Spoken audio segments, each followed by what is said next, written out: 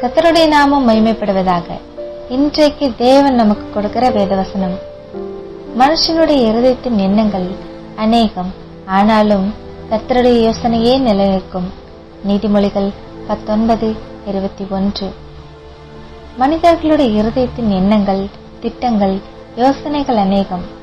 கர்த்தருடைய யோசனை, அவருடைய திட்டமே நிலைநிற்கும்.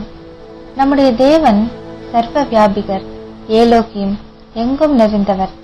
மனிதர்களின் எண்ணங்களை அறிந்தவர், அவர்களுடைய மறைவான ரகசியங்களையும் அறிந்தவர். அவருக்கு மறைவானது ஒன்றுமில்லை.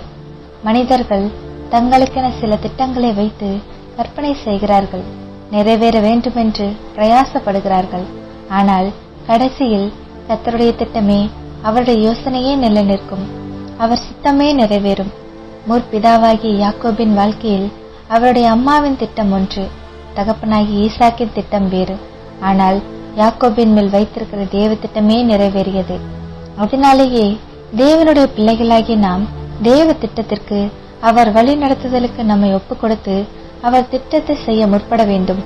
நீங்கள் அநேக மனக்கோட்டைகளை அவர் சித்தமில்லாமல் யோசித்து அதற்காக பிரயாசப்பட்டாலும் அவைகள் சித்திக்காது.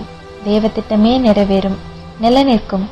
அவர் திட்டம் நன்மையானது, மேலானது. அவர் திட்டம் சித்தம் செய்வதே நம்முடைய மகிழ்ச்சியான, திருப்தியான ஒன்று. தினம் அவர் சத்தம் கேட்டு சித்தம் செய்வோம். அவர் திட்டம் உங்கள் யோசனையை காட்டிலும், நம்முடைய கற்பனையை காட்டிலும் மேலானது, மிகச்சிறந்தது. அதையே செய்வோம். தேவ சித்தத்தை இயேசு கிறிஸ்து 100% நிறைவேற்றி முடித்தார். நாமும் அவரை பின்பற்றுவோம். ஆமேன். நாம் ஜெபம் செய்வோம். அன்புள்ள இயேசப்பா, பரலோகத்திலும் சித்தம் செய்யப்படுவது போல எங்கள் வாழ்க்கையிலே உங்க சித்தம் செய்யப்படட்டும். என்னுடைய எண்ணங்கள் அநேகமாய் இருந்தாலும் உங்க சித்தத்திற்கு ஒப்புக் கொடுக்கிறேன். உம் சித்தப்படி என்னை நடத்தும். இயேசுவின் நாமத்தில் ஜெபிக்கிறோம் எங்கள் நல்ல தகப்பனே. ஆமேன். கர்த்தர் உங்களை ஆசீர்வதிப்பாராக.